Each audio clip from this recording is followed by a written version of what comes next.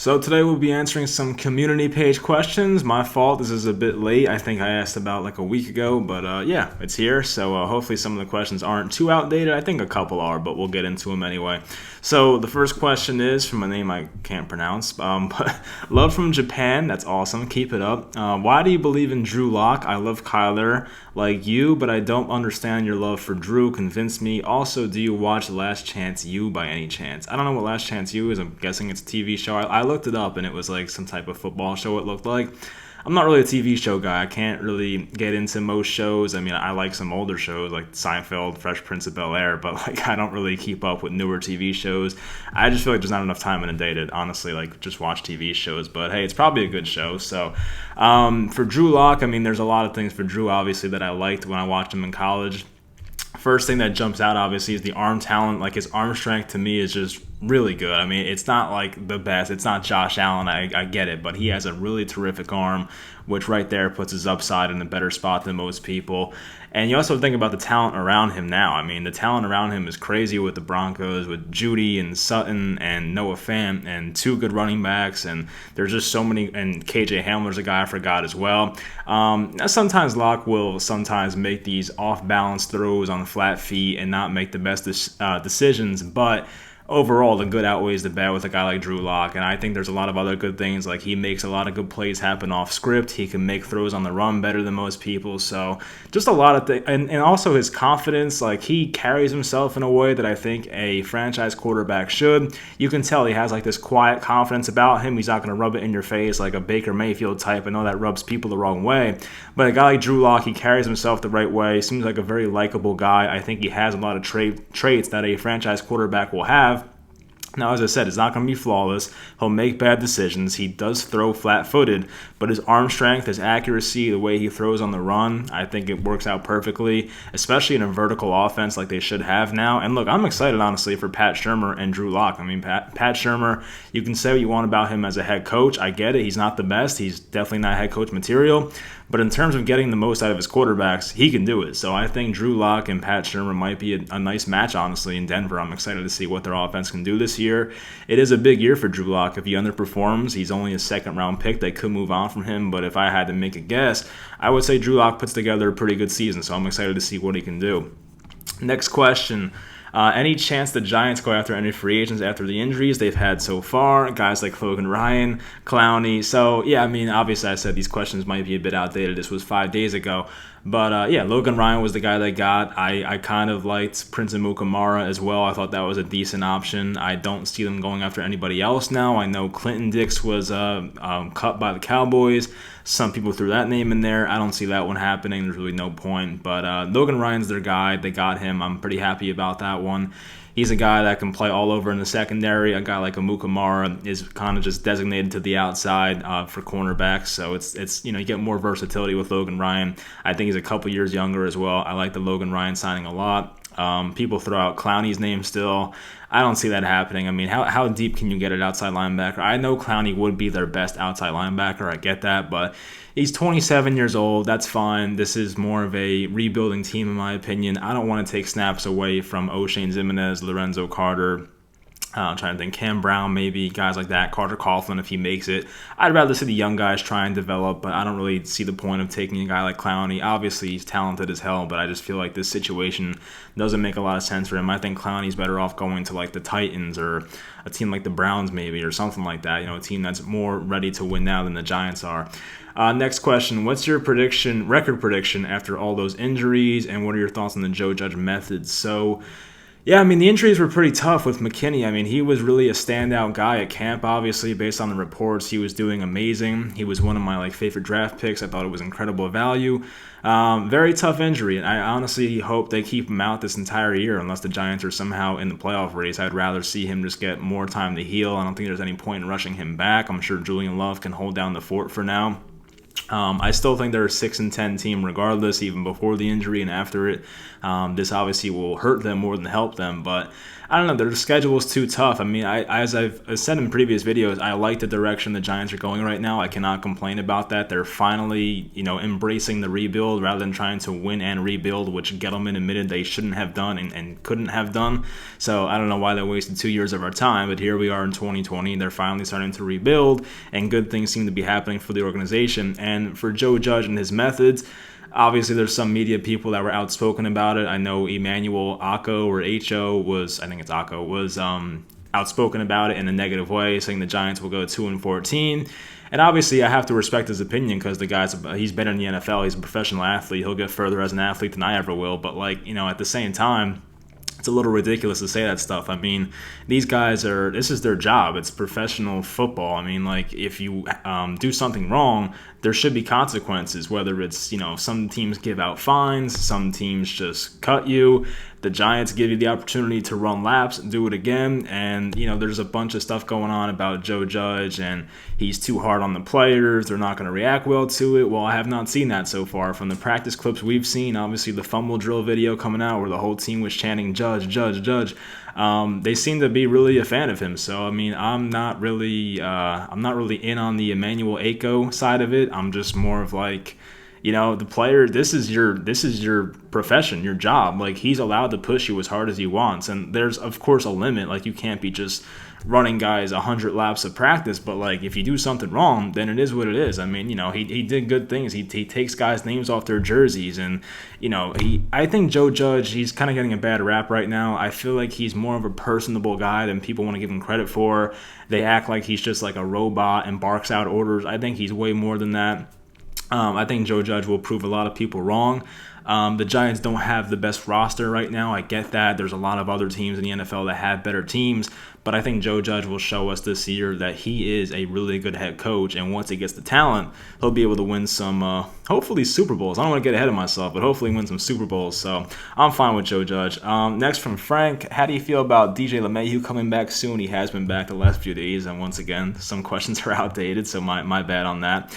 And what year did you meet Judge to get the ball autograph? I didn't meet Judge. That is you kind of broke my heart with that one. I did not meet Judge. This right here was I think it was a Christmas gift the year after he had his breakout year. I guess it was Christmas of 2017. I guess after Judge had that 50 home run season. Have not had the opportunity to meet him yet. That would be awesome. Hopefully one day that does happen. But yeah, I didn't meet the guy. But hopefully it's a legit autograph. It's pretty cool though. My parents got it for me, so it's a nice collectible. And LeMahieu is definitely one of the bigger pieces in their lineup. I think Judge is the biggest one, obviously, but LeMahieu is the catalyst for this team. Gets on base the most. He's still hitting 380 right now. He's been hitting pretty well since they came back. I think I looked him up before. I mean, the Yankees obviously are struggling a bit. Their bullpen's been pretty rough, honestly, based on what we thought it could have been in the beginning of the year. But they lost, Canely, obviously, that was tough. Chapman was out for COVID. Zach Britton was on the DL, or the IL. Can't say DL anymore.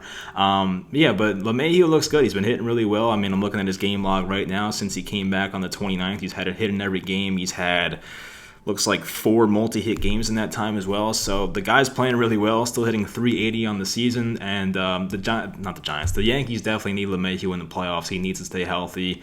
Hopefully they get Stanton back. There hasn't been any positive reports about him yet, but hopefully they get him back soon.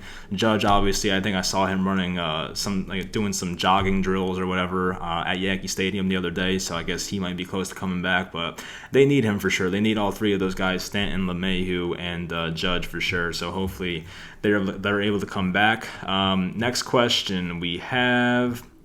This is an interesting one. All right. If you had to trade Saquon, what is your price, and with what team would you be making the trade with? And I know you might be realistic. I would not trade him for a 5th round pick. Don't worry. No, if I was going to trade Saquon, I would probably ask for a first and probably a first and a third right off the bat. Probably a first, third, and a 6th maybe, or something like that. The problem is a lot of teams in the NFL don't value the running back position. I feel like there's very few GMs at this point that would even give up a first-round pick for a running back, even one as good as Saquon. And Saquon's only 23 years old, so we're not talking about an old running back here or anything like that. But I think most GMs are realizing that you don't need to spend a crap ton of money on running backs. I think we've seen enough examples over the years that, once a good running back goes out, you can replace them with a backup and get similar, if not better, production. I mean, there's so many examples of it. Like, I always talk about CJ Anderson in 2018. He came off the street and looked completely overweight, but was amazing behind the Rams' offensive line and their scheme. You talk about the times Le'Veon Bell was out, and then D'Angelo Williams at 32 years old or 33 years old steps in and is amazing. And James Conner in 2018 as like a third round pick. So I mean, there's so many examples, and then there's like Thomas Rawls filling in for Marshawn Lynch, who averaged like 6 yards per carry as a starter. Justin Forsett the year that Ray Rice was out. Like, if you have the system in place, you don't need to spend a crazy amount of money on running back. Like, I think Dave Gettleman says it the right way, but didn't really act on it the right way. You build from the inside out, and the same thing goes for offensive line. If you build a good offensive line, you don't need the most talented running back in the world behind that offensive line. Like, this is a salary cap league, so you need to be smart about the way you're spending your money. If I was the GM, I would much rather build the offensive line really well, try and get a really good quarterback, get a creative play caller, and then throw in a third or fourth round pick at running back, maybe a free agent. Like, what the Ravens did with Mark Ingram last year was pretty smart. A 3-year and I think $15 million deal, and Mark Ingram was phenomenal for them last year. And then you have teams taking third round running backs like Kamara was, David Johnson was for the Cardinals. Chris Carson was a 7th-round pick for the Seahawks. There's a lot of examples of just late-round picks or mid-round picks at running back that you throw them into a good system, and all of a sudden you have yourself a good running back. So for me, you don't take them high in the draft. That's obviously my opinion on it. But I don't know which team would take a Saquon Barkley. I would think more of a win-now type of team that doesn't have a running back. Obviously, the Buccaneers would have been an option. I don't really see that one happening. I mean, the Patriots, but I think they're just the Patriots are probably too analytically driven, and they're probably a little scarred from the Sony Michel pick a couple years ago. They took him in the first round, and his career is not really trending in the right direction right now. So I don't see him going to any team you can't trade Saquon Barkley because the value you would get in return is nowhere near the player he is. You would get 50 cents on the dollar for a guy like Saquon. So, once the Giants took him 2nd overall, you kind of just have to bite the bullet and hope that you somehow are able to pay other positions and win at the same time while taking a running back 2nd overall. That's not the way you should build a team. That's the way the Giants did it, unfortunately, and now they're stuck with it, but hopefully they find a way to actually win with him. But I don't really see him getting traded, especially if Gettleman's here. If they bring in a guy that's like me and like super analytically driven and doesn't believe running backs are too important based on individual talent, then maybe it happens in the future, but right now I cannot see that happening. Next question, what do you think we should replace McKinney with, free agents or players already on the team, or both? So I guess this was before the Logan Ryan signing. It's funny. People in the comments were saying, like, oh, Logan Ryan's a safety, but, like, I think he's going to play more cornerback on this team. Like, I could be wrong, obviously, and I know Logan Ryan wanted to play safety. That was his, like, preference this offseason. I think he told his agent that or something like that, but based on the Giants roster and depth chart and the guys they have right now, like, if Logan Ryan doesn't play outside corner number 2, you're looking at Corey Ballantyne starting or a guy like that, and he's been awful in practice apparently, so I would not want that. I haven't been a Ballantyne believer, honestly. You guys know that, but I think Logan Ryan's probably going to play a lot of outside corner here. I could be wrong. I don't see Darnay Holmes as an outside guy. I think he's a great slot option, so the way I would put it is you have Logan Ryan on one outside corner and Bradbury, and then you put Darnay Holmes in the slot, and then you have your 2 safeties in Julian Love and Jabril Peppers. That's the way I would do it personally. The Giants will move around Logan Ryan for sure. They're not going to put him in one spot, but I think for the most part he will be an outside corner, but I guess we'll see how it plays out. But they don't have to replace him with anything. Julian Love is fine. He proved it to us last year. He won't be as good as McKinney was going to be, in my opinion, but Julian Love can definitely hold it down for a few months, and I'm excited for him because I think Julian Love's a good enough player where he should be able to get some starter snaps, and now he'll get that opportunity, so we'll see if he runs with it. And last question, do you think after losing Derwin James, the Chargers will have no chance in their division since it's packed with teams like the Chiefs, Broncos, and Raiders? I'm not too scared of the Raiders, honestly. Also, what do you think of our starting 5 offensive linemen? And what are your thoughts on Lorenzo Carter? So, all right, we'll go in order here. So, the Chargers are pretty interesting this year. Obviously, Phillip Rivers is gone for the first time in forever. But I think the Chargers, I don't see a high ceiling, but I don't see a low floor. I see the Chargers being somewhere from 7 to 9 wins and nowhere else. Like, I think Tyrod Taylor, as I've said in the previous video, is a little lesser version of Teddy Bridgewater. He's not going to lose you a game. He's not going to win you many games. I think his career touchdown to interception ratio is better than 2 to 1, so he's not going to turn the ball over too much.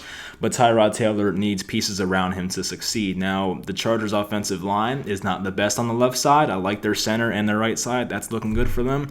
But the Chargers, even with Derwin James out, they still have a really talented defense. I mean, even their secondary, they have Desmond King, Casey Hayward, Nasir Adderley can take a leap. They have great linebackers, obviously, and defensive ends. And you talk about adding Linval Joseph to the mix. They added Kenneth Murray, I believe, at linebacker. Joey Bosa's still there. So they have very talented players on defense. They have a defensive-minded head coach.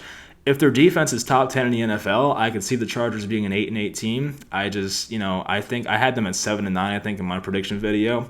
I think their offense might struggle at first. I mean, they get rid of Melvin Gordon, who I admit wasn't the best. They're going to have Austin Eckler carry the ball more. We'll see if he can be a between-the-tackles guy and stay healthy. He's more of a smaller guy. I mean, he's absolutely ripped. I'm not saying he's like a small person, but like he's more of a smaller running back, so we'll see if he can handle 200 carries in a season or whatever it is. So, Mike Williams, their receiver's injured already. They got rid of some other guys. So it will be interesting, the Chargers, but I do think they are a team that can compete. I expect a 7-8 win season, nothing less and nothing more. I think 9 is their ceiling. I think, if I'm being honest, probably 6 is their floor. So I don't see them being too great, but not too terrible. And I don't know, for the Chiefs and Broncos, I expect really good years out of them. Obviously, they have the Chiefs in first. The Broncos, I think, can be a 9-10 win team. I mean, their defense is underrated. The Raiders, I don't really know what to think about. I'm not a Derek Carr guy, obviously, but they have a pretty good roster, the Raiders. I like their offensive line a lot. They have some young, talented players on defense, in their secondary especially. They got 2 good linebackers in free agency, Corey Littleton being one of them. I wish the Giants got him, but it could be a talented team. And then they have Cleveland Farrell, who needs to improve as well. So if they do those things, it can be a nice year for the Raiders, but I'm not really counting on it. So I would say the Chiefs and the Broncos are on top, the top 2 teams in that division. The starting offensive line for the Giants, honestly, in the scrimmages, has not looked that good from what we've seen on TV. I'm not really too concerned about that, though. I mean, look, Andrew Thomas is going to get better as the year goes on. It might not be the prettiest thing at first, but he'll get better. It's a big year for Will Hernandez, obviously. I think he'll be fine. I mean, Will Hernandez is not going to flop. He'll either be a league average guard or turn into one of the better guards in the league. So either way, he'll be fine. The question, obviously, is going to be Nick Gates and Cam Fleming. I think Thomas will be fine. Zeitler, you know what you're getting there. If Nick Gates can play center and be good at it and just be like league average at a starting center position, they'll be fine. I really do. I really think that. So, he had some bad snaps to Saquon Barkley in the Wildcat formation. Obviously, Saquon's a little shorter than Daniel Jones, so I get that. But, outside of that, it's been great reviews for Nick Gates. I'm not too concerned about him. And then you have a guy like Cam Fleming who, as I've said before, I think can be what Mike Remmers was last year, who's not going to be terrible, but he's not going to be great either. So he'll be up and down, and I think as the year goes on, the offensive line will get better. Young guys like Gates and Hernandez and obviously Andrew Thomas will get better. So it might be a bit rough at first. They play some really good defensive lines at first. They play the Steelers. They have the Rams in there, the Bears. They have the Niners, like some really good pass rushing teams and early in the schedule. So it could be rough for Jones, but hopefully they find a way to get past these games and hopefully find a way to win a couple. And for Lorenzo Carter, once again, he's tearing it up in camp. I mean, the scrimmage, he looked great. He's been getting great reviews in camp so far. I think it might have been Alex, honestly, who said he's like the new Kerry Wynn, basically, because he like kills it in preseason, but like doesn't do anything in the regular season. I'm not there yet. I think Lorenzo Carter has a lot of potential. My problem with him is, does he get the playing time? Does he get the snaps? Because right now I look at it as Marcus Golden O'Shane Ximines and even Kyler Fackrell are probably over him. So, like, does he even get the necessary amount of snaps to be a productive player? We'll have to wait and see. If injuries happen in front of him, like Golden or Ximines go down and Lorenzo Carter plays, then I think maybe. I've always thought that the Carter should play inside linebacker was kind of a silly argument. I don't see that one happening. I could be wrong. I just don't see it happening. But yeah, even if he's a solid depth piece, it is what it is. But I think Carter, I don't know why he's so good in preseason and camp, but if he can somehow translate it to regular season, it would be huge. It's obviously year 3 for him, a big year for him, but he has the potential for it. Like if Lorenzo Carter had a crazy year, I would not be shocked by it. But the question is, does he get the snaps to do it? Like he could be a really good hidden gem on their bench, but he needs to play, obviously. So if he can get some playing time and just does really well on those snaps, then we'll probably see a good year out of him. But I'm not really sure what to expect because he has 2 or 3 guys in front of him on the depth chart right now. So that'll do it for this video. I hope you guys enjoyed. I am sorry once again that it was a bit late, but hopefully you enjoyed this video. We'll do it again next month, and we'll be a month into football at that point, which will be awesome. So hopefully the Giants do well this year. Once again, I have like a full Giants preview coming out probably tomorrow or the next day. I actually go on a mini vacation from the 8th to the 12th, so I will not be here. But I'll try to get a video out for the Giants season preview before that, give my honest thoughts and opinions, and hopefully you guys are there to watch that one. But I'll talk to you guys next time, and thank you for watching.